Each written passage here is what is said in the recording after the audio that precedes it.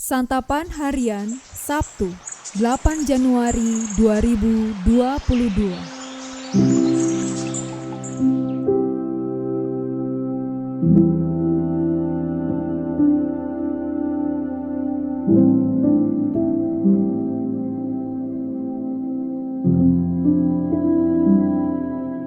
Inilah program Santapan Harian, sebuah program yang mengajak Anda menelusuri isi Alkitab, agar Anda menemukan makna firman Tuhan sesuai dengan konteksnya. Santapan Harian tertuju bagi Anda yang ingin memiliki kehidupan rohani yang segar, kuat, dan sigap.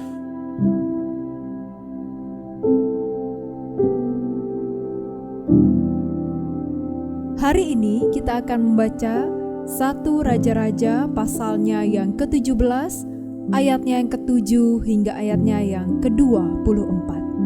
Namun sebelumnya, mari kita berdoa. Bapa yang baik, tuntunlah kami untuk memahami serta melakukan firman-Mu dalam kehidupan kami. Di dalam Kristus Yesus, Putra-Mu yang kudus, yang memampukan kami. Amin. 1 Raja-Raja 17 ayat 7-24. Tetapi sesudah beberapa waktu, sungai itu menjadi kering. Sebab hujan tiada turun di negeri itu. Maka datanglah firman Tuhan kepada Elia, "Bersiaplah, pergi ke Sarfat yang termasuk wilayah Sidon, dan diamlah di sana. Ketahuilah, aku telah memerintahkan seorang janda untuk memberi engkau makan." Sesudah itu ia bersiap, lalu pergi ke Sarfat. Setelah ia sampai ke pintu gerbang kota itu, tampaklah di sana seorang janda sedang mengumpulkan kayu api. Ia berseru kepada perempuan itu, katanya, "Cobalah ambil bagiku sedikit air dalam kendi, supaya aku minum." Ketika perempuan itu pergi mengambilnya, ia berseru lagi, "Cobalah ambil juga bagiku sepotong roti." Perempuan itu menjawab, "Demi Tuhan Allahmu yang hidup, sesungguhnya tidak ada roti padaku sedikit pun, kecuali segenggam tepung dalam tempayan dan sedikit minyak dalam buli-buli. Dan sekarang aku sedang mengumpulkan 2-3 potong kayu api, kemudian aku mau pulang dan mengolahnya bagiku dan bagi anakku, dan setelah kami memakannya, maka kami akan mati." Tetapi Elia berkata kepadanya, "Janganlah takut, pulanglah, buatlah seperti yang kau katakan, tetapi buatlah lebih dahulu bagiku sepotong roti bundar kecil daripadanya, dan bawalah kepadaku, kemudian barulah kau buat bagimu dan bagi anakmu. Sebab beginilah firman Tuhan Allah Israel, tepung dalam tempayan itu tidak akan habis, dan minyak dalam buli-buli itu pun tidak akan berkurang sampai pada waktu Tuhan memberi hujan ke atas muka bumi." Lalu pergilah perempuan itu dan berbuat seperti yang dikatakan Elia. Maka perempuan itu dan dia serta anak perempuan itu mendapat makan beberapa waktu lamanya.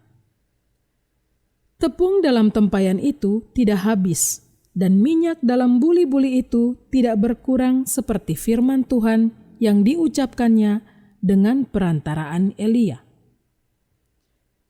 Sesudah itu, anak dari perempuan pemilik rumah itu jatuh sakit, dan sakitnya itu sangat keras sampai tidak ada nafasnya lagi. Kata perempuan itu kepada Elia, "Apakah maksudmu datang kemari, ya abdi Allah? Singgahkah engkau kepadaku untuk mengingatkan kesalahanku dan untuk menyebabkan anakku mati?" Kata Elia kepadanya, "Berikanlah anakmu itu kepadaku." Elia mengambilnya dari pangkuan perempuan itu dan membawanya naik ke kamarnya di atas, dan membaringkan anak itu di tempat tidurnya. Sesudah itu ia berseru kepada Tuhan, katanya, "Ya Tuhan Allahku, apakah engkau menimpakan kemalangan ini atas janda ini juga yang menerima aku sebagai penumpang dengan membunuh anaknya?"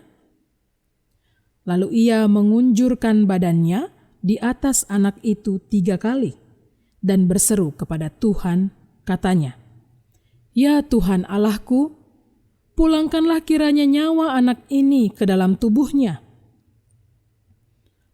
Tuhan mendengarkan permintaan Elia itu, dan nyawa anak itu pulang ke dalam tubuhnya sehingga ia hidup kembali.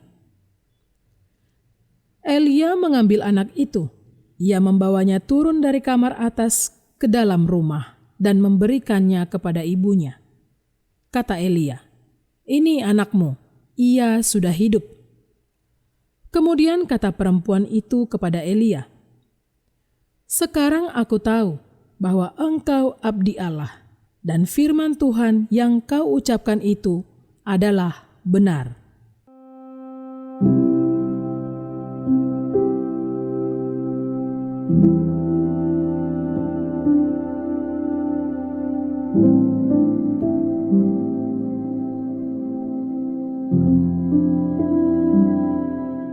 Sahabat santapan harian, janda di Sarfat berkata kepada Elia, "Demi Tuhan Allahmu yang hidup, padaku tak ada roti, dan aku akan pulang dan mati."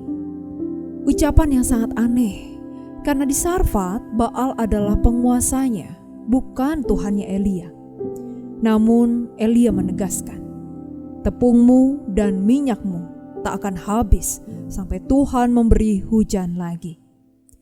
Jadi siapakah penguasa yang sebenarnya di Sarfat? Baal atau Tuhannya Elia? Di tengah kelaparan dan kekeringan ternyata ada perang antara Baal dan Yahweh. Tetapi perang itu bukan saja soal tepung, minyak, dan roti. Anak si janda tiba-tiba sakit dan hampir mati. Baal bukan hanya penguasa hujan, tapi juga kehidupan.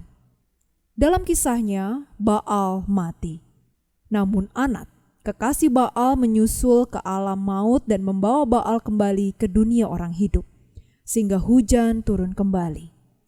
Namun bagi si janda Sarfat, Elia lah yang membawa anaknya kembali ke dunia orang hidup, bukan Baal.